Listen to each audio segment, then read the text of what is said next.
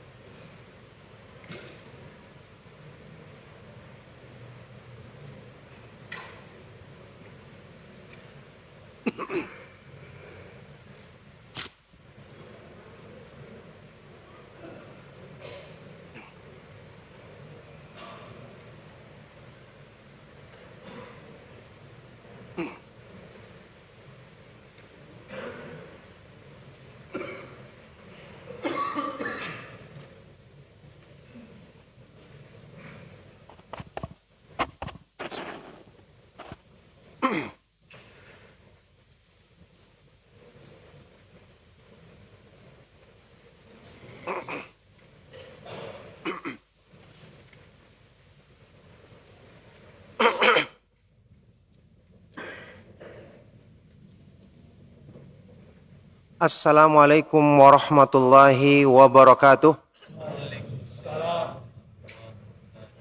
Innal hamdalillah nahmaduhu wa nasta'inuhu wa nastaghfiruh wa na'udzu billahi min syururi anfusina wa min sayyiati a'malina. May yahdihillahu fala mudhillalah wa may yudlil fala hadiyalah. Wa asyhadu an la ilaha illallah wahdahu la syarikalah wa asyhadu anna Muhammadan abduhu wa rasuluh. Ya ayyuhalladzina amanu taqullaha haqqa tuqatih wa la tamutunna illa wa antum muslimun. Ya ayyuhan nasu taqu rabbakumul ladzi khalaqakum min nafsin wahidah wa khalaqa minha zawjaha wa batha minhuma rijalan katsiran wa nisaa wattaqullaha alladzi tasaaluna bihi wal arham innallaha kana 'alaikum raqiba. Ya ayyuhalladzina amanu taqullaha wa qulu qawlan sadida يصلح لكم أعمالكم ويغفر لكم ذنوبكم ومن يطع الله ورسوله فقد فاز فوزا عظيما أما بعد فإن أصدق الحديث كتاب الله وخير الهدي هدي محمد صلى الله عليه وآله وسلم وشر الأمور محدثاتها وكل محدثة بدعة وكل بدعة ضلالة وكل ضلالة في النار وبعد. Alhamdulillah, ma'asyiral ikhwa wal akhwat fid din hafizakumullah, ma'asyiral muslimin, kaum muslimin, para pemerhati dan pendengar setia Radio Roja maupun Roja TV dimanapun antum berada, barakallahu fikum. Alhamdulillah, kita bersyukur kepada Allah subhanahu wa ta'ala yang memudahkan taufik kebaikan bagi kita di malam hari ini, sehingga kita bisa mengadakan majelis ilmu yang mulia di Masjid Al-Barakah yang mubarak ini. Dilanjutan kajian kita membahas kitab yang sangat bermanfaat, Kutayyib atau kitab kecil yang sangat bermanfaat, kitab Minhajul Firqatin Najiyati wa Ta'ifatil Mansurah, metode beragama golongan yang selamat dan selalu mendapatkan pertolongan dari Allah subhanahu wa ta'ala, tulisan dari Syekh Muhammad bin Jamil Zainu rahimahullahu ta'ala. Kitab yang menjelaskan tentang ciri-ciri golongan yang selamat, keyakinan mereka, metode mereka dalam beragama, ya, yang setelah kita membaca banyak pembahasan dalam kitab ini, maka kita mengetahui bahwa memang metode beragama golongan yang selamat adalah satu-satunya yang mempraktekkan Islam secara keseluruhan sebagaimana yang Allah subhanahu wa ta'ala turunkan kepada Nabi kita yang mulia Nabi Muhammad sallallahu alaihi wasallam, sebagaimana yang dipahami dan dipraktekkan oleh para sahabat radhiyallahu ta'ala anhum ajmain, baik dalam memahami masalah akidah, ya, masalah dakwah, memahami dan mempraktekkan masalah akidah, masalah dakwah, masalah muamalah, dan semua permasalahan-permasalahan di dalam Islam. Kita lihat beberapa kali pembahasan yang dibawakan oleh Syekh rahimahullah ta'ala itu menyinggung masalah-masalah yang berhubungan dengan penegakan tauhid, ya, upaya untuk menjauhi perbuatan syirik dalam segala bentuknya, yang ini banyak dilalaikan oleh orang-orang yang tidak perhatian terhadap manhaj salaf. Sekali lagi dianggap ini sebagai sesuatu yang, ya, tidak terjadi di kalangan kaum muslimin, atau dianggap sebagai sesuatu yang cukup dibahas sekali atau dua kali saja. Padahal kita ketahui Al-Quran yang merupakan sebaik-baik petunjuk, hadis-hadis Nabi Shallallahu Alaihi Wasallam yang merupakan sebaik-baik pembimbing kita untuk meniti jalan Allah Subhanahu Wa Taala yang lurus. Ternyata ayat-ayat dan hadis-hadis yang sahih banyak memperingatkan tentang perbuatan syirik yang dilakukan oleh manusia. Bahkan ini peringatan yang paling banyak diulang-ulang di dalam Al-Quran, sebagaimana yang kita ketahui, apalagi syirik dalam hal berdoa, ya, meminta kepada selain Allah Subhanahu wa taala, sebagaimana yang sudah sering kita jelaskan. Kemudian saat ini juga setelah di pembahasan yang lalu Syekh menjelaskan tentang masalah yang berhubungan dengan al-hakimiyah atau inil hukmu illa lillah, tidak ada hukum kecuali hukum Allah. Ini pun juga didudukan maknanya bagaimana pemahaman Ahlus Sunnah wal Jamaah dalam masalah ini agar kita bisa memahaminya dengan benar, tidak hanya menggunakan kalimatnya tapi tidak mempraktekkan kandungan maknanya dengan benar, sebagaimana yang sudah kita ketahui. Ini yang dilakukan oleh orang-orang Khawarij yang menggunakan kalimat ini tapi untuk makna yang menyimpang dari petunjuk Allah dan Rasulnya. Yakni sekali lagi banyak tersebar kalimat-kalimat yang benar. Kalimatu haqqin urida biha batil.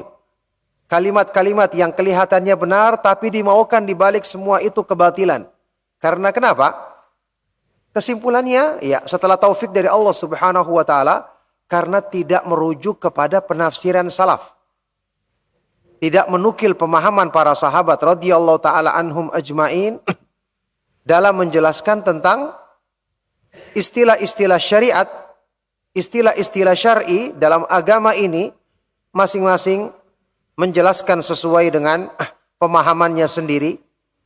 Masing-masing mengikuti ayat-ayat yang mutasyabihat, mengambil satu ayat meninggalkan yang lain, maka hanya pemahaman para sahabat radhiyallahu taala anhum ajmain dalam memahami dan mengamalkan Islam yang pemahaman ini bersifat menyeluruh.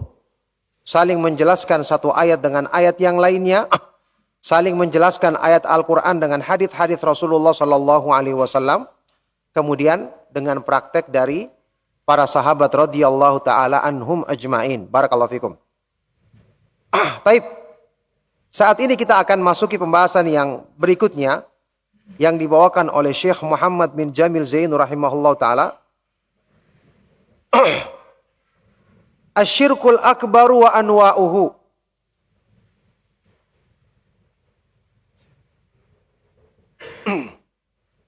Ya. Syirik besar dan jenis-jenisnya. Kembali diulang pembahasan tentang tauhid dan akidah. Dan terus diingatkan oleh beliau dan ini merupakan bagian dari manhaj salaf, manhaj para sahabat ridwanullah taala alaihim ajmain. Syirik besar dan jenis-jenisnya. Baik. Kata beliau rahimahullah taala, asyirkul akbaru an taj'ala lillahi niddan mathilan tad'uuhu kama tad'u Allah aw tusrifu lahu naw'an min anwa'il ibadati kal istighatsati aw adh-dhabhi aw an-nadhari aw ghairiha. Syirik besar itu adalah dengan seseorang atau dengan kamu menjadikan seseorang menjadikan tandingan atau yang serupa yang disamakan dengan Allah Subhanahu wa taala, yang dia menyerunya sebagaimana, yang dia berdoa meminta kepadanya sebagaimana berdoa kepada Allah, atau memberikan kepadanya satu dari jenis-jenis ibadah dalam agama ini seperti meminta pertolongan atau menyembelih untuknya atau bernadar atau yang selainnya. Tentu di sini maksudnya ada an-nid, menjadikan tandingan secara sempurna. Tandidun kamil. Supaya membedakannya dengan syirik kecil. Kalau syirik kecil kan padanya ada tandid tapi ghairu kamil, menjadikan tandingan tapi tidak sempurna. Tapi ini merupakan perantara kepada syirik besar. Ya. Sudah kita sebutkan contoh-contohnya. Orang yang misalnya melakukan yasirur riya, memperlihatkan, memamerkan amalnya kepada manusia, tapi bukan tujuannya adalah menjadikan tandingan yang sempurna pada orang tersebut, pada diri manusia tersebut. Sama seperti ucapan-ucapan yang mengandung makna menyetarakan Allah dengan makhluk, ya. Masya Allah wa syi'ta. Ini dengan kehendak Allah dan kehendakmu, sudah kita pernah sebutkan pembahasannya. Artinya kalau syirik besar jelas di situ ada tandingan, menjadikan tandingan yang sempurna kepada selain Allah. Adapun untuk syirik kecil ya tidak sampai sempurna sebagaimana syirik besar. Tapi karena dia adalah mengandung makna kesyirikan sehingga dia merupakan perantara kepada syirik yang besar. Na'udzubillahi min dzalik. Baik. Wa fi sahihaini an Ibnu Mas'ud radhiyallahu taala anhu qala sa'altu an-nabiy sallallahu alaihi wasallam ayyu dzanbi a'dham. Di dalam hadis yang diriwayatkan oleh Imam Al-Bukhari dan Muslim dari sahabat yang mulia Abdullah bin Mas'ud radhiyallahu taala anhu, beliau berkata, aku pernah bertanya kepada Nabi Muhammad sallallahu alaihi wasallam, dosa apakah yang paling besar? Qala, maka Rasulullah SAW bersabda, anta ja'ala lillahi niddan wa huwa khalaqaka. Yaitu kamu menjadikan tandingan bagi Allah, padahal dialah yang menciptakanmu satu-satunya. Ya, jadi ini adalah hal yang sangat tidak pantas. Allah satu-satunya pencipta, pengatur alam semesta, satu-satunya yang memiliki sifat rububiyah terhadap alam semesta ini, menghidupkan, mematikan, memberikan rezeki, menjauhkan segala keburukan, mendatangkan segala kebaikan, memenuhi hajat, kemudian dijadikan dengan sekutu dengan makhluk yang lemah. Ya, maka ini merupakan dosa yang paling besar, kedzaliman yang paling zalim. Ya, bersamaan dengan itu banyak manusia yang masih melakukannya. Karena tipu daya syaitan. Ya, yang ini menunjukkan kepada kita bahwa perbuatan syirik adalah perbuatan yang harus selalu diingatkan kepada kaum muslimin agar mereka menjauhinya, karena terbukti Rasulullah Shallallahu Alaihi Wasallam menyebutkan ini adalah dosa yang paling besar. Orang yang beriman kepada Allah Subhanahu Wa Taala dan hari akhir tentunya akan berusaha sejauh mungkin untuk menjauhi dosa yang paling besar. Kalau dia berusaha menjauhi dosa-dosa yang lainnya, apalagi dosa yang paling besar, apalagi itu kedzaliman yang paling yang paling buruk. Barakallahu fikum. An-niddu al-mathilu wasyarik. An-nid artinya al-mathil. Ya. Yang diserupakan atau sekutu, tandingan. Rawahul Bukhari wa Muslim. Hadis ini diriwayatkan oleh Imam Al-Bukhari dan Muslim. Ya. Dan yang namanya menjadikan tandingan itu seperti kayak tadi, memalingkan ibadah kepadanya atau menjadikan orang itu berdoa kepada selain Allah atau menyekutukan dia berdoa bersama kepada Allah juga kepada yang lain. Seperti menjadikan perantara dalam beribadah kepada Allah dengan orang-orang yang soleh, dan alangkah banyaknya ini terjadi di kalangan kaum muslimin, kecuali orang-orang yang dijaga oleh Allah Subhanahu wa taala. Ma na'buduhum illa liyuqarribuna ilallahi zulfa. Kesyirikan di zaman jahiliyah. Kami tidak menyembah sembahan-sembahan itu kecuali agar mereka menjadikan kami dekat kepada Allah dengan sedekat-dekatnya. Ya, naudzubillah min dzalik. Nah, jadi ini namanya syirik. Syirik yang besar. Baik, kemudian dijelaskan anwa'us syirkil akbar. Macam-macam kesyirikan yang besar. Ternyata syirik itu bukan cuma satu macam. Ya, bisa jadi seseorang mungkin tidak merasa dia memalingkan satu jenis ibadah kepada selain Allah atau menyamakan ibadah, apalagi yang berhubungan dengan ibadah hati. Dia mencintai makhluk seperti mencintai Allah. Takut kepada makhluk seperti takut kepada Allah. Nah, amalan hati ini kan tidak bisa kita kendalikan. Hanya Allah Subhanahu wa taala yang maha membolak-balikan hati. Sehingga dengan sendirinya kalau kecintaan di hati seseorang, rasa takut di hatinya kepada Allah lemah, pengharapannya, tawakalnya kepada Allah lemah, maka hatinya akan tergerak untuk bersandar kepada selain Allah Subhanahu wa taala, dan itu pasti terjadi. Ya, sekarang mungkin kalau yang berhubungan dengan ibadah terang-terangan, orang sujud kepada pohon, saat ini kan sudah hampir tidak ada lagi yang melakukannya terang-terangan. Meskipun masih ada orang-orang bodoh yang melakukan demikian. Apalagi di kalangan kaum muslimin. Tetapi ketika berhubungan dengan ketergantungan hati, banyak orang-orang yang melakukan kesyirikan seperti itu, dianggap makhluk yang mungkin meskipun makhluk itu tidak ada di hadapannya, dia kemudian meminta, dia kemudian menyandarkan hatinya. Ada sebagian orang dengan guru-guru yang dianggapnya bisa memenuhi hajatnya. Ini banyak terjadi di kalangan kaum muslimin karena kelemahan iman, dan ingat lemahnya penyandaran hatinya kepada Allah Subhanahu wa taala. Jadi akibat dari tidak mengenal Allah, mungkin juga sebagian orang yang meremehkan pembahasan tentang iman, satu saat dia terjerumus ke dalam satu kesulitan besar, maka ketika itu hatinya karena lemah penyandaran hatinya kepada Allah Subhanahu wa taala, maka mau tidak mau dia akan bersandar kepada selain Allah Subhanahu wa taala. Dan kita harus ingat, tipu daya syaitan itu sangat kuat dalam memalingkan manusia dari kebenaran, apalagi dalam masalah tauhid.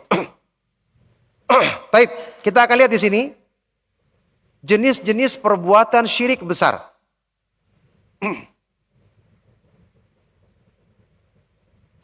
Al-awwal, yang pertama, syirku doa. Syirik dalam berdoa. Wa huwa du'a'u ghairillah, yaitu berdoa kepada selain Allah. Ataupun menyertakan selain Allah dalam berdoa kepada Allah. Ini membuat perantara. Dan ini yang paling banyak terjadinya. Minal anbiya'i wal awliya'i li talabir rizki wa syifa'il maradi. Baik itu dari kalangan para nabi, orang yang dianggap sebagai wali, untuk meminta rezeki atau penyembuhan sakit. Ini sebagian orang, dan mungkin antum juga pernah mengalami atau menyaksikan kejadian ketika dalam kondisi lapang, dia bertauhid, dia mengakui keharusan bersandar hanya kepada Allah, hanya menyembah kepada Allah. Tapi ketika dalam kondisi-kondisi terdesak, dia tidak sabar berdoa. Dia menginginkan kesembuhan, padahal Allah Subhanahu wa taala memilihkan yang terbaik untuknya. Karena lemah keimanannya. Lemah dia mengenal Allah. Dia tidak meyakini bahwasanya pilihan Allah yang terbaik, maka dia akan mencari penyembuhan dengan cara apapun, dan ini terjadi. Sebagian gara-gara satu penyakit yang menimpa misalnya anaknya atau cucu kesayangannya, dia sudah berusaha berobat tidak dapatkan kesembuhan seperti yang dia inginkan. Akhirnya dia mencari pengobatan yang dikatakan tadi alternatif. Ternyata menyerempet kepada perbuatan syirik. Padahal orangnya sudah lama mengikuti pengajian. Ini belum tentu orang itu dalam keadaan lapang sama keadaannya dalam keadaan susah. Kecuali orang-orang yang ditolong oleh Allah Subhanahu wa taala. Ini terjadi yang seperti ini, padahal sudah kita katakan, cukuplah kesembuhan yang terbesar pada diri orang yang bersandar kepada Allah, Allah sembuhkan dia dari penyakit yang paling besar, yaitu syirik. Lagi pula ternyata, sebagian orang yang melakukan ini, ketika dia sudah melakukan apa yang disebut tadi pengobatan alternatif, dia tidak sembuh juga. Jadi penyakitnya semakin parah, penyakit fisiknya, apalagi penyakit hatinya, penyakit batinnya, yaitu melakukan kesyirikan tadi, bersandar kepada selain Allah Subhanahu wa taala. Oleh karena itu, ikhwani wa akhwati fid din azzakumullah, meyakini bahwasanya Allah Subhanahu wa taala Asy-Syafi, Maha Penyembuh satu-satunya. Kita harus yakini kesembuhan itu bukan seperti yang kita inginkan. Ini penyakit kemudian dengan berdoa sekali dua kali langsung hilang semua. Masih banyak hikmah-hikmah yang Allah Subhanahu wa taala jadikan pada diri seorang hamba ketika misalnya Allah menyembuhkannya secara perlahan-lahan. Bahkan mungkin tidak disembuhkan, tapi disembuhkan dari sisi yang lain. Belum tentu juga orang yang punya penyakit seperti ini, kemudian penyakit ini menjadi sebab dia menderita atau menjadi sebab ajalnya misalnya. Banyak orang-orang yang kelihatan sehat-sehat saja, tapi kemudian ternyata dia lebih cepat mati dibandingkan orang yang kelihatan sakit-sakitan ini. Ala kulli hal, keimanan, sangka baik kepada Allah, mengenal sifat-sifat kesempurnaannya, selalu meyakini hikmah yang agung di balik semua bencana yang diberikannya kepada kita, ini adalah sebaik-baik pengobatan untuk kesembuhan hati kita. Dan kita tahu sebab kesembuhan hati merupakan sebab kesembuhan semua anggota badan. Keyakinan yang kuat kepada Allah tawakal ini bisa merupakan sebaik-baik pengobatan bagi seorang hamba. Kan sudah pernah kita nukilkan pernyataan dari siapa? Syekhul Islam Ibnu Taimiyah rahimahullah ta'ala. Wa katsirum minal marda yushfauna bila tadawin. Ya, birukyatin nafi'atin au da'watin mustajabatin au husnit tawakkulin. Ya. Kata beliau, kebanyakan dari orang yang sakit itu disembuhkan dengan izin Allah Subhanahu wa taala tanpa berobat. Jadi berobat dianjurkan dalam Islam, tapi bukan cuma itu satu-satunya cara untuk kesembuhan. Ya, ini orang berobat sudah berusaha dan sunnah menurut jumhur ulama anjuran, iya kan, berobat. Tetapi ketika hal itu tidak mendatangkan kesembuhan yang kita inginkan, kan usaha kita bukan cuma itu. Kata beliau, banyak orang yang sakit Allah sembuhkan tanpa berobat. Tapi misalnya dengan ruqyah yang bermanfaat, bacakan ayat-ayat Al-Quran, doa-doa kesembuhan dari Nabi SAW, atau doa yang dikabulkan, ya, au quwwatil qalbi wa husni tawakkul, atau kuatnya keyakinan di hatinya dan penyandarannya kepada Allah Subhanahu wa taala. Karena kita lemah dalam memahami hal-hal yang seperti ini, maka buahnya pun juga Allah Subhanahu wa taala tidak berikan kepada kita secara sempurna. Kita hanya membaca, wa may yatawakkal 'alallahi fahuwa hasbuh. Barang siapa yang bertawakal dengan benar kepada Allah, maka Allah akan mencukupinya. Tapi siapa yang mempraktekkan ini dengan benar? Sebelum dia melakukan pengobatan, sebelum dia bertanya kepada orang ahli, dia berdoa dulu kepada Allah. Membenarkan dulu penyandaran hatinya kepada Allah. Kan jarang yang praktekannya. Kita selalu gelisah mencari yang lain dulu, pengobatan dulu, mencari ini dulu. Nanti berdoa kepada Allah Subhanahu wa taala setelah melakukan usaha-usaha yang lain. Allah dijadikan nomor 2, nomor 3. Bagaimana Allah Subhanahu wa taala akan memberikan buah dari tawakal? Padahal sudah kita ketahui di sini Allah memberikan balasan untuk tawakal itu tidak dengan makhluknya. Tapi Allah sendiri yang mencukupkan hamba tersebut. Yani kalau Allah Azza wa Jalla yang melakukannya, yang menjaminnya, maka siapa yang ragu dengan jaminan Allah Subhanahu wa taala bagi orang-orang yang beriman? Ya. Jadi kita harus ingat di sini, melakukan usaha itu bukan cuma satu. Dan tidak diharuskan kita melakukan satu macam usaha saja. Ya, yang penting kita lakukan sebab yang sesuai dengan syariat. Dan sudah pernah kita katakan berkali-kali, sebaik-baik sebab yang kita lakukan adalah berdoa kepada Allah Subhanahu wa taala karena meminta langsung kepada yang punya. Kata Imam Ibnu Qayyim rahimahullah ta'ala, wa laisa syai'un minal asbabi anfa'a minad du'ai wa ablagha fi husulil matlubi minhu. Dan tidak ada satupun di antara sebab-sebab yang ada lebih bermanfaat dibandingkan doa dan lebih besar pengaruhnya dalam mencapai apa yang kita inginkan melebihi daripada doa. Tapi masalahnya doa kita kan doa seadanya.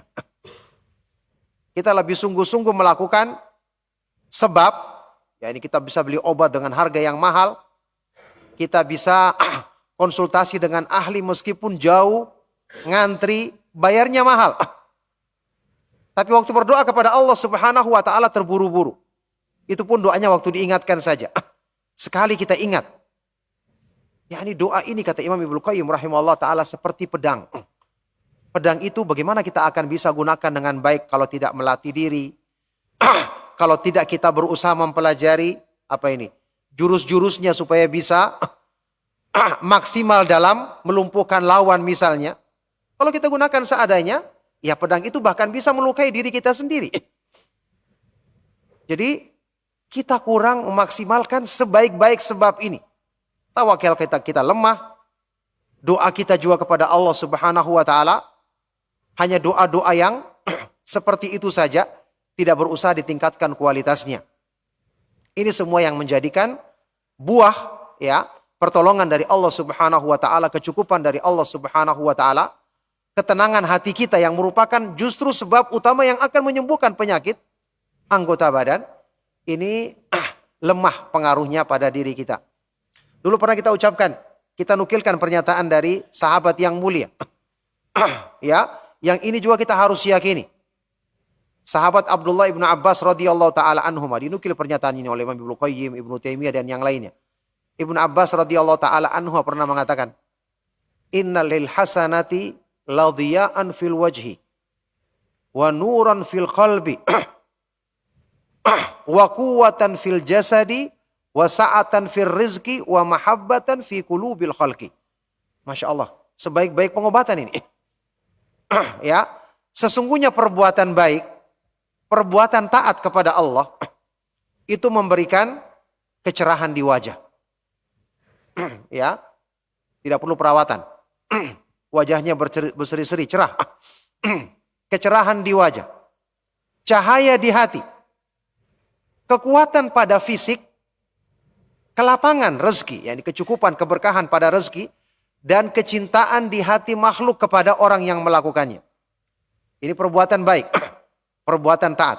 Sebaliknya, wa inna lisayyi'ati, perbuatan buruk, ya, menjadikan sawadan fil wajhi, kehitaman, kemuraman pada wajah, wa dhulmatan fil qalbi, kegelapan di dalam hati, wa dha'fan fil jasadi, kelemahan pada fisik.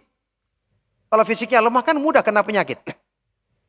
Ya, kemudian dhiqan fil rizki, kesempitan pada rezekinya, dan bughdun fi qulubil khalqi, kebencian di hati makhluk kepadanya.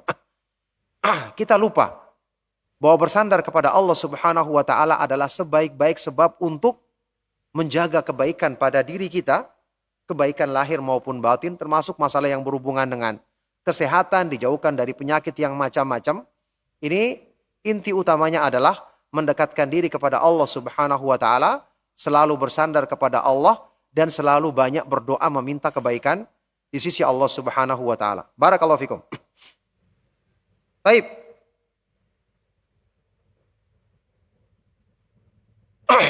Jadi berdoa kepada selain Allah, baik itu kepada para nabi atau kepada orang-orang yang dianggap wali untuk meminta rezeki atau penyembuhan penyakit.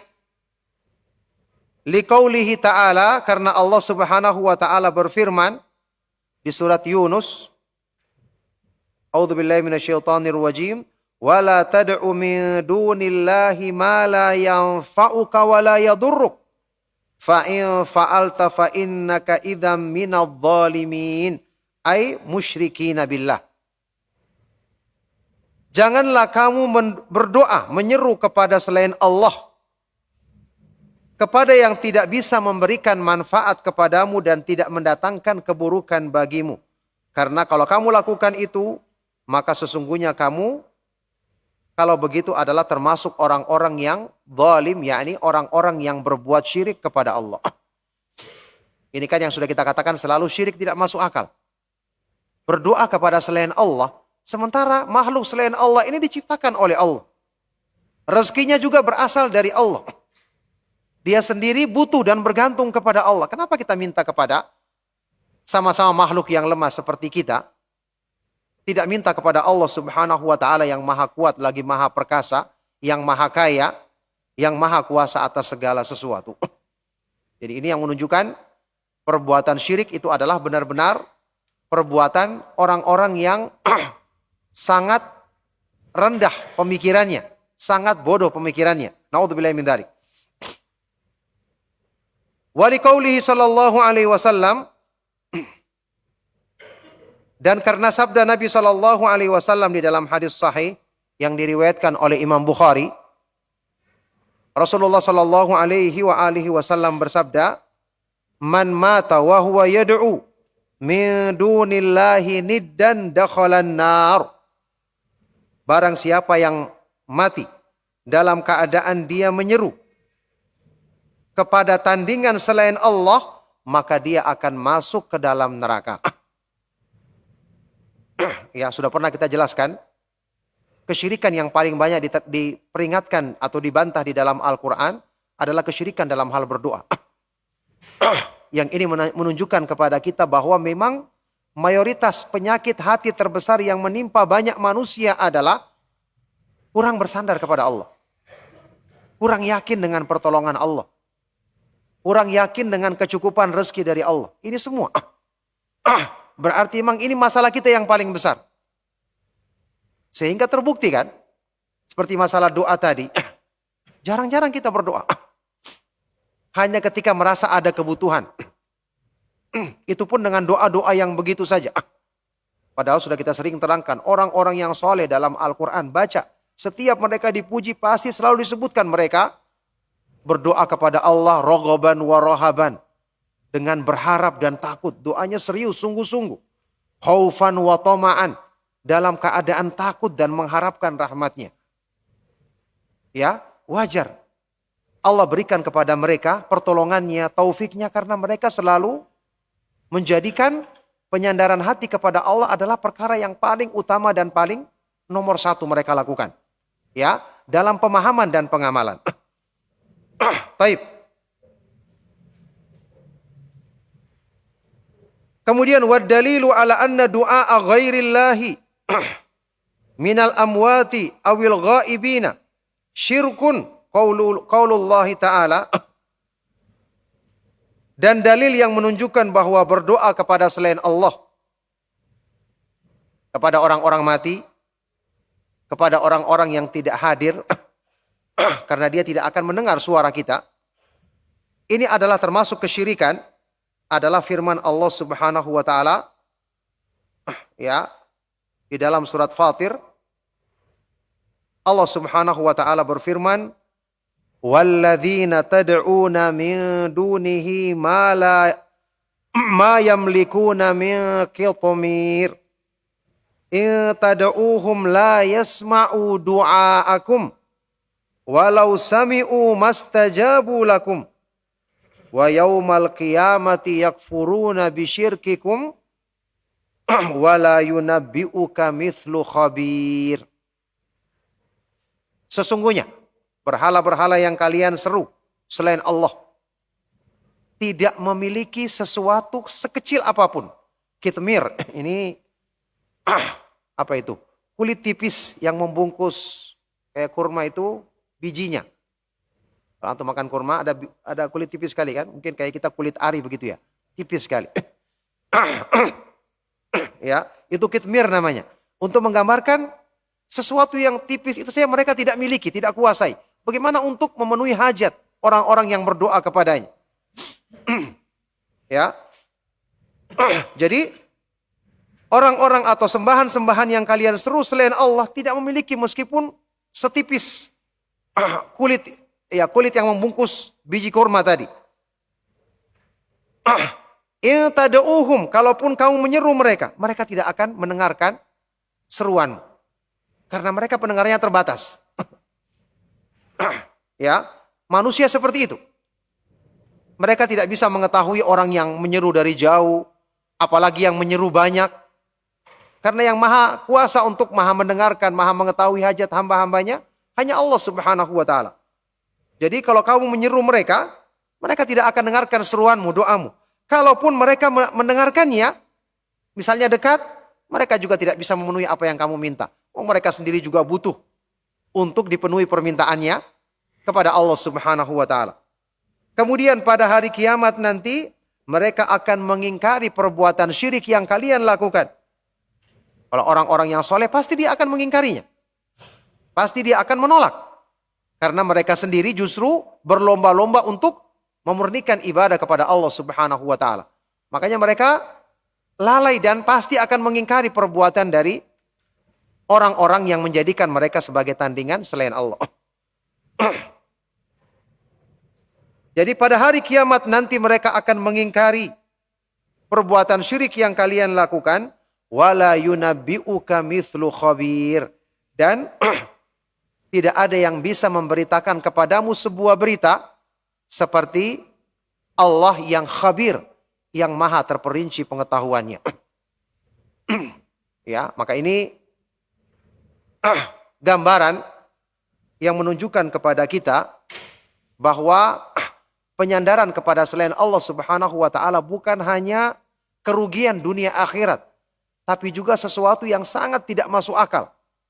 Sudah syirik, tidak dapatkan juga apa yang diminta, kemudian malah bersandar kepada sesuatu yang lemah, kemudian nanti yang lebih parah lagi pada hari kiamat, mereka juga tidak bisa menolong kita, bahkan berlepas diri dari perbuatan orang-orang yang menjadikan mereka sebagai tandingan selain Allah Subhanahu wa taala. Naudzubillahi min dzalik. Baik. Itu jenis syirik besar yang pertama. Ats-tsani, kemudian yang kedua.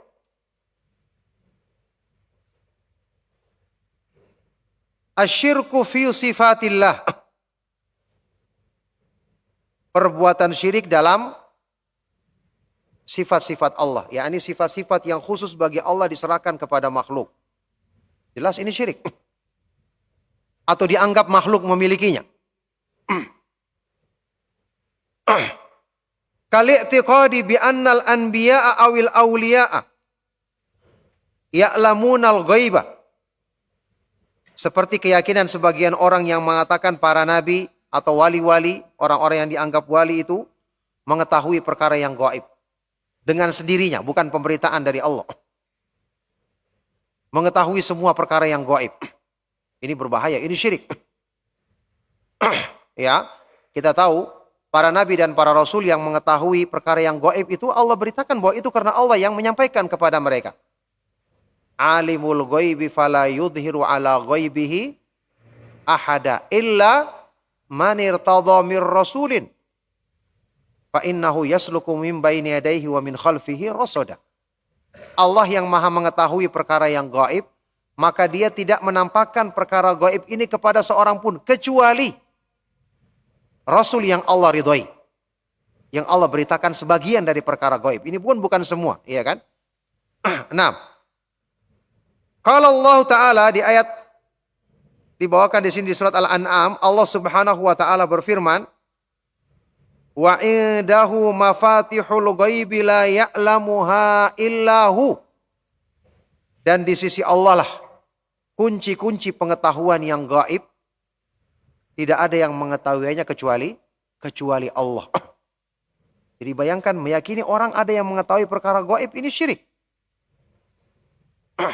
Ya, makanya para dukun dan tukang sihir yang mengaku-ngaku mengakui perkara yang gaib ini, kekufuran mereka bukan hanya karena ketika melakukan sihir mereka mempraktekkan kesyirikan dan kekufuran, karena syaitan tidak mau melayani mereka dalam perbuatan buruk ini sampai mereka kufur atau berbuat syirik. Di samping itu karena tadi mengaku mengetahui yang gaib ini adalah kekufuran juga. Karena ini ilmu yang hanya dimiliki oleh Allah Subhanahu wa taala.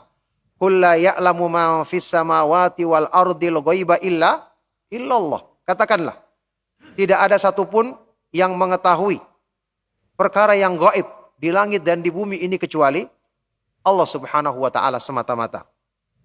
Ya, jadi ini juga termasuk perbuatan syirik. Ats-tsalits, yang ketiga. Syirkul mahabbah, syirik dalam hal kecintaan. Nah, ini termasuk penyakit hati yang besar. Ya, kecintaan di hati ini kan bukan perkara yang bisa kita kuasai. Apa saja yang dominan kesukaan di hati kita, termasuk dominan hawa nafsu yang membisikkan keburukan-keburukan di hati kita, itu yang akan menjadi besar di hati kita. Nah, kalau ini sudah menandingi kecintaan kepada Allah, jadinya syirik. Maka antum perhatikan sangat dekatnya hati manusia itu kalau tidak dijaga dengan Allah, tidak dijaga oleh Allah Subhanahu wa taala, sangat dekat dengan kemungkinan terjerumus ke dalam perbuatan syirik. Maka ini yang menjadikan kita harus benar-benar hadar, waspada dari kesyirikan. Kesyirikan itu tidak jauh dari kita kecuali orang-orang yang dijaga oleh Allah Subhanahu wa taala. Ya. Rabbi innahunna adlalna katsiran minan nas. Wahai Rabbku, sesungguhnya berhala-berhala ini menyesatkan banyak manusia. Ini pernyataan dalam Al-Quran. Siapa yang merasa aman setelah ada ayat seperti ini? Kecuali tentu orang yang mendapatkan keamanan dari Allah Subhanahu wa taala. Wa huwa mahabbatu ahadil awliya'i wa ghairihim kamahabbatillah, yaitu mencintai salah seorang dari wali-wali atau yang selain mereka seperti kecintaan kepada Allah. Ya khususnya jelas maksudnya di sini kecintaan itu menjadikan dia berpaling dari ketaatan kepada Allah. Melalaikan dia dari mengingat Allah, menjadikan dia mendahulukan ya hal-hal yang menyimpang dari ketaatan kepada Allah dibandingkan mengamalkan ketaatan. Ini jelas syirik dan ini banyak terjadi. Ini mungkin terjadi ya pada diri seseorang tanpa dia sadari karena berhubungan dengan kecintaan di hatinya. Liqaulihi ta'ala, ada nih. Belum. Karena firman Allah Subhanahu wa taala di surat Al-Baqarah kurang 5 menit? 2 menit. Ya karena firman Allah Subhanahu wa taala dalilnya di surat Al-Baqarah, wa minan nasi may yattakhidhu min dunillahi andada yuhibbunahum kahubbillah walladzina amanu asyaddu hubban lillah. Dan di antara manusia ada orang-orang yang menjadikan tandingan-tandingan selain Allah yang mereka mencintai tandingan-tandingan itu seperti mencintai Allah. Sudah pernah kita bahas di sini bahwa Imam Ibnu Qayyim menjelaskan makna ayat ini bahwa pelaku syirik itu mencintai Allah. Bukan mereka tidak mencintai Allah, mereka mencintai Allah.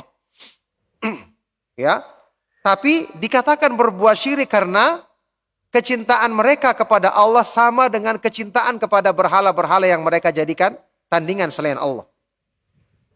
Ya, ini syirik. Jadi mencintai Allah saja, bahkan mencintai dengan kuat, belum menyelamatkan. Kalau kekuatan cintanya sama dengan kecintaan kepada berhala. Makanya orang-orang yang beriman yang disebutkan di kelanjutan ayat ini, inilah yang benar-benar bertauhid. Walladzina amanu asyaddu hubban lillah. Dan orang-orang yang beriman ya lebih kuat kecintaan mereka kepada Allah. Yakni dibandingkan kecintaan pelaku syirik itu terhadap berhala-berhala yang mereka sembah. Jadi ini bisa menimpa manusia dalam kecintaan kepada keluarganya. Kalau itu sampai melalaikan dia dari ketaatan kepada Allah. Ini makanya orang-orang yang tidak tega menegur keluarganya yang berbuat salah, yang melakukan penyimpangan, tidak mau menjadikan kecintaannya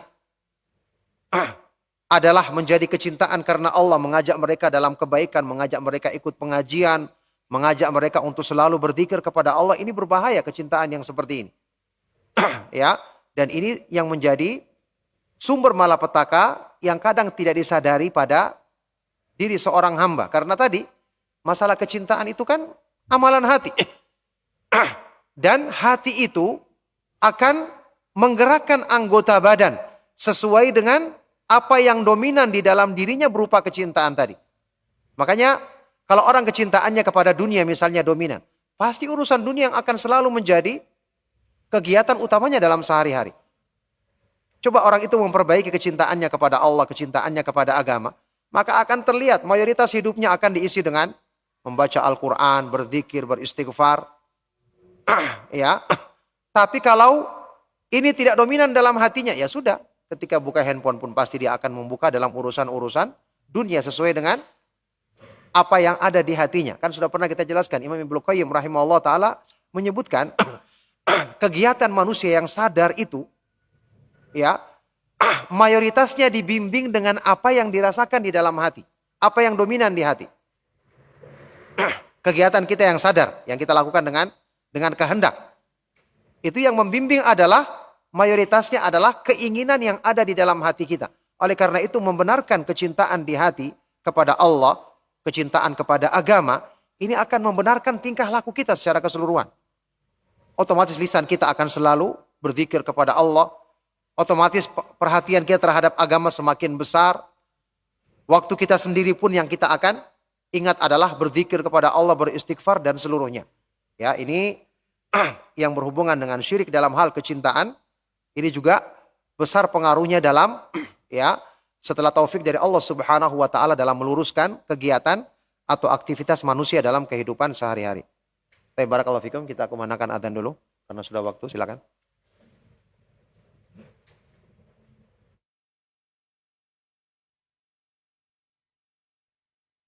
Ikhwatan Islam, kita simak dikumandangkannya azan sholat Isya untuk wilayah Jakarta dan sekitarnya. Allahu Akbar, Allahu Akbar, Allahu Akbar,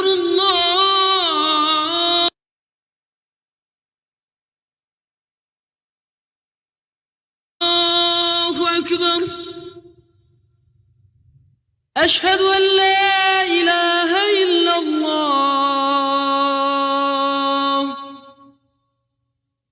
أشهد أن لا إله إلا الله أشهد أن محمدا رسول الله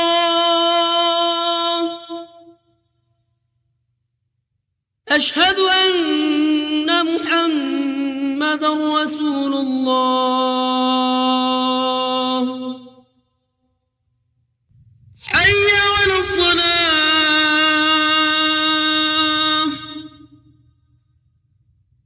حي على الصلاة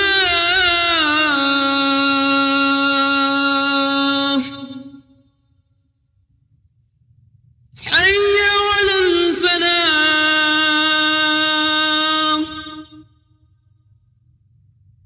حي على الفلاح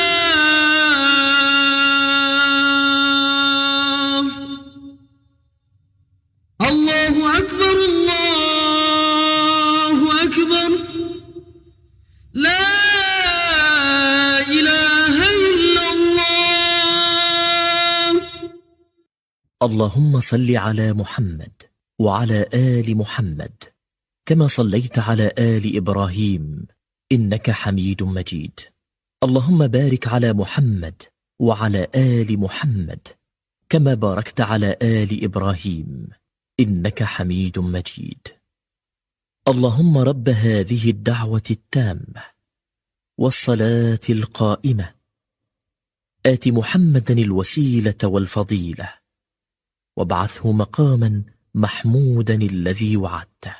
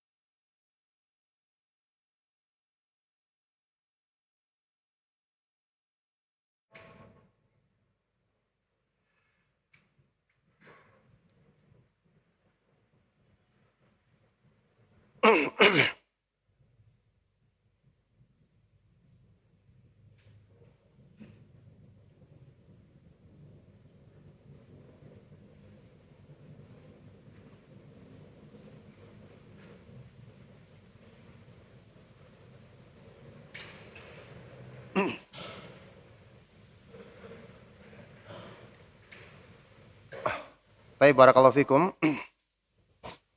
Kita teruskan kembali ya.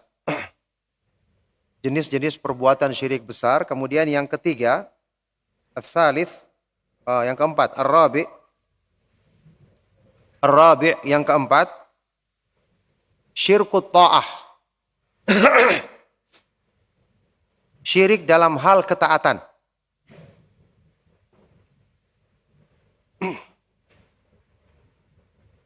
Syirik dalam hal ketaatan, yaitu wa huwa ta'atul ulama'i wal masyayikhi fil ma'siyati ma'atiqadihim jawaza dzalika, yaitu mentaati orang-orang yang berilmu atau guru-guru, orang-orang yang ditokohkan dalam perbuatan maksiat kepada Allah. Ya, ini jelas-jelas Allah halalkan mengikuti perkataan gurunya, yaitu haram. Jelas-jelas dia tahu dalilnya ini haram, tapi karena gurunya mengatakan halal maka dia ikut menghalalkannya. Jadi mentaati orang-orang yang dianggap berilmu atau para guru, para syekh yang ditokohkan dalam maksiat kepada Allah dengan keyakinan hal itu diperbolehkan. Ini termasuk fanatik buta. Sudah tahu dalilnya, kemudian dia mengikuti pendapat yang salah hanya karena fanatik kepada gurunya. Padahal dia sudah tahu itu tidak sesuai dengan dalil. Ada dalil yang sahih yang menyelisih pendapat tersebut misalnya. Ya. Jadi harus ada keyakinan, dia meyakini hal itu diperbolehkan. Dia meyakini boleh mentaati ucapan gurunya meskipun jelas-jelas merupakan maksiat kepada Allah. Jadi beda kalau dia tidak tahu ya, bahwa itu adalah salah atau pendapat yang lemah misalnya. Dia tidak tahu dalilnya, ada dalil yang lain yang lebih kuat begitu. Kalau ini kan tidak sampai pada kesyirikan. Liqaulihi ta'ala, karena firman Allah Subhanahu wa ta'ala di dalam Al-Qur'an di surat At-Taubah, ya, ittakhadhu ahbarahum wa ruhbanahum arbabam min dunillah wal masih ibn Maryam wa ma umiru illa liya'budu ilaha wahida la ilaha illa huwa subhanahu amma yusyrikun.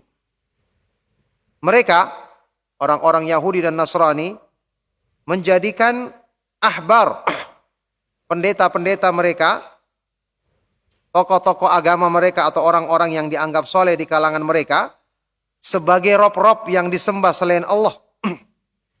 Dan juga Nabi Isa ibnu Maryam mereka jadikan sembahan selain Allah. Padahal mereka tidak diperintahkan kecuali untuk menyembah sembahan yang satu. Tidak ada sembahan yang benar kecuali Dia. Satu-satunya Allah Subhanahu wa ta'ala. Maha suci Allah amma yusyrikun, dari perbuatan syirik yang mereka lakukan. Ya, wa qad fusiratil ibadatu bi ta'atihim fil ma'siyati bi tahlili ma harramallahu wa tahrimi ma ahallallah. Yang mana ibadah di sini ditafsirkan yaitu dengan mentaati tokoh-tokoh agama tersebut dalam perbuatan maksiat kepada Allah dengan menghalalkan apa yang Allah haramkan atau sebaliknya mengharamkan apa yang Allah halalkan. Kita pernah ketahui kan tafsiran ini disebutkan di dalam riwayat ya dari hadis Nabi SAW, hadis dari sahabat yang mulia, hadis yang terkenal, ya, yaitu Adi bin Hatim At-Ta'i, yang tadinya adalah seorang Nasrani kemudian masuk Islam. Ketika dia datang kepada Nabi SAW mendengar ayat ini dibaca, langsung dia mengatakan, ya Rasulullah, inna lasna na'buduhum. Wahai Rasulullah, kami tidak menyembah. Kenapa dikatakan di sini menjadikan tokoh-tokoh agama sebagai rob-rob yang disembah selain Allah? Kami tidak pernah melakukan ini. Kata Nabi SAW di hadis tersebut, alaisu yuhilluna ma harramallahu fatuhillunahu wa yuharrimuna ma ahallallahu fatuharrimunahu. Ya, bukankah mereka yuhilluna, menghalalkan apa yang diharamkan oleh Allah, fatuhillunahu, kemudian kalian ikut-ikut menghalalkannya. Sebaliknya ketika mereka mengharamkan apa yang dihalalkan oleh Allah, kemudian kalian ikut-ikut mengharamkannya. Maka beliau, sahabat ini mengatakan, na'am, betul wahai Rasulullah. Ya, ajal, betul wahai Rasulullah. Maka Rasulullah SAW bersabda, fatilka ibadatuhum. Itulah bentuk peribadatan kepada mereka. Karena yang berhak menghalalkan dan mengharamkan hanya Allah Subhanahu wa ta'ala. Kalau sudah jelas-jelas tahu dalilnya ini haram atau ini halal, kemudian mengikuti perkataan lain, dalam keadaan dia menganggap itu boleh, ini yang dikatakan ya terjerumus ke dalam yang namanya syirik ketaatan, menyekutukan Allah Subhanahu wa taala dalam ketaatan ya dengan mentaati makhluk dalam hal-hal yang jelas-jelas merupakan perbuatan maksiat kepada Allah Subhanahu wa taala. Nauzubillahi min dzalik. Qala sallallahu alaihi wasallam di dalam sebuah hadis yang sahih, ya tadi hadisnya dikeluarkan oleh Imam At-Tirmidzi ya, dan dinyatakan hasan oleh Syekhul Islam Ibnu Taimiyah, juga oleh Syekh Al-Albani rahimahullah taala. Kemudian Rasulullah SAW di hadis yang sahih bersabda, la ta'ata li makhlukin fi ma'siyatil khaliq. Tidak ada ketaatan kepada makhluk dalam berbuat maksiat kepada Allah Subhanahu wa taala, kepada Sang Maha Pencipta. Sahihun rawahu Ahmad, hadis diriwayatkan oleh Imam Ahmad, dan ini adalah hadis yang sahih juga disahihkan oleh Syekh Al-Albani rahimahullah taala. Tapi barakallahu fikum, cukup sampai di sini, sampai yang keempat ya. Dari jenis-jenis kesyirikan besar. Semoga apa yang kita bahas dan kita kaji di malam hari ini bermanfaat untuk semakin menguatkan keimanan kita, memurnikan tauhid kita kepada Allah Subhanahu wa taala dan semakin menjauhkan kita dari perbuatan syirik dalam segala bentuk dan jenisnya. Barakallahu fikum. Baik, sebelum kita akhiri kalau ada pertanyaan yang ingin disampaikan, ana persilakan. Fadhol.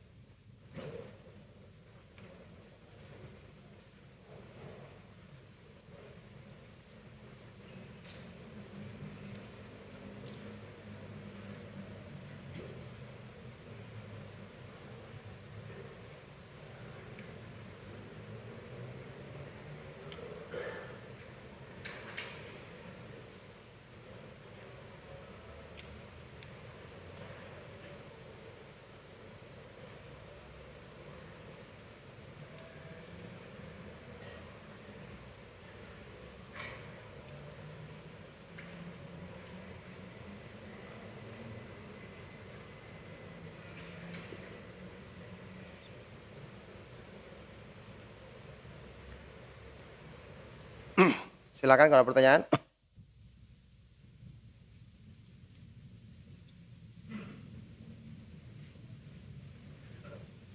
Ya, fadhol.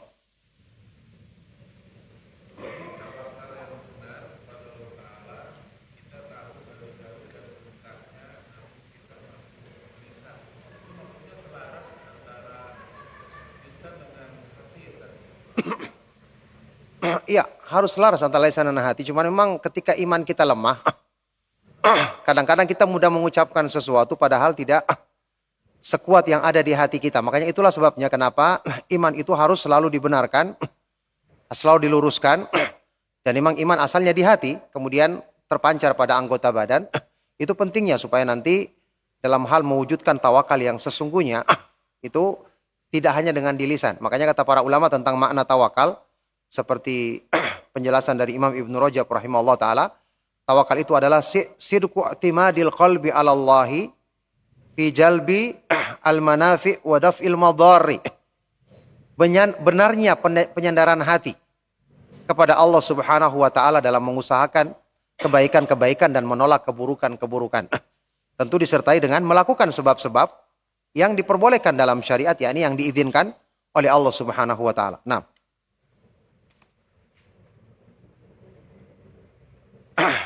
Assalamualaikum, izin bertanya. Waalaikumsalam warahmatullah. Dahulu para sahabat Nabi radhiyallahu anhum setelah salat mereka apa ini? Mereka untuk berbagi apa ini?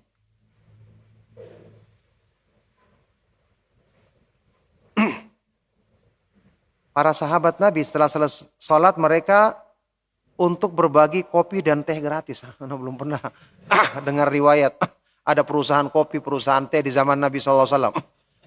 Ya, Anda belum pernah dengar ini. Ya. Atau mungkin membagi minuman atau makanan, mungkin maksudnya begitu ya. Dikarenakan zaman sekarang Anda melihat sosmed lagi viral, yaitu masjid sejuta pemuda, karena alasannya mereka membagikan kopi teh gratis itu adalah dakwah agar supaya orang-orang tertarik untuk mau mengikuti syariat. Karena orang-orang jarang sholat. Apakah ini sesuai tuntunan Rasulullah SAW? Ya, memberi makan kepada orang yang membutuhkan, apalagi orang-orang yang mungkin musafir, ya jelas disyariatkan. Ya, cuman tetap ini bukan kita katakan sebagai sesuatu yang harus. Ya, meskipun bagus kalau ada orang-orang yang mempersiapkan dirinya untuk memberikan makan, membagi kepada orang yang sedang perjalanan, apalagi yang sedang mampir di masjid butuh pertolongan, bukanlah sesuatu yang diingkari tentu saja. Cuman yang paling penting juga waktu kita mengajak orang-orang seperti ini, tetap kita harus ajak mereka untuk sholat, ya.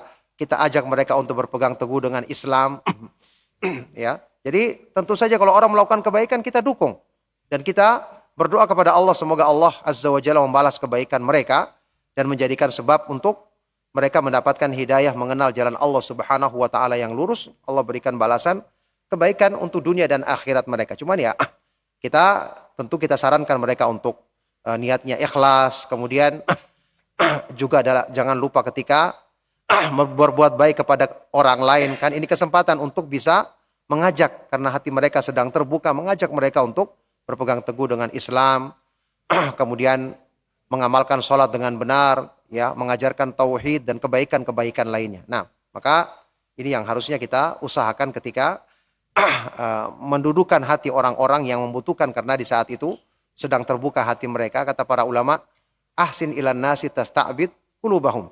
Berbuat baiklah kepada manusia, niscaya kamu akan mudah menundukkan hati mereka. Nah, baik, cukup sampai di sini insyaallah kajian kita di kesempatan malam hari ini. Semoga apa yang kita bahas, kita kaji bermanfaat dan menjadi sebab kebaikan untuk dunia dan akhirat kita. Mohon maaf atas segala yang salah dan kurang. Kita akhiri, sallallahu wasallam mubarak ala nabiyina Muhammad wa ala alihi wa sahbihi wa man tabi'ahum bi ihsanin ila yaumiddin.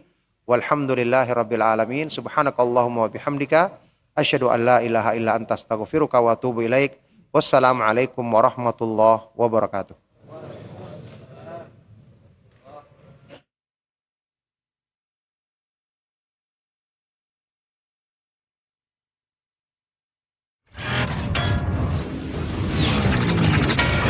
Roja TV. Demikianlah ikhwatal Islam, ma'azakumullah, para pemirsa dan pendengar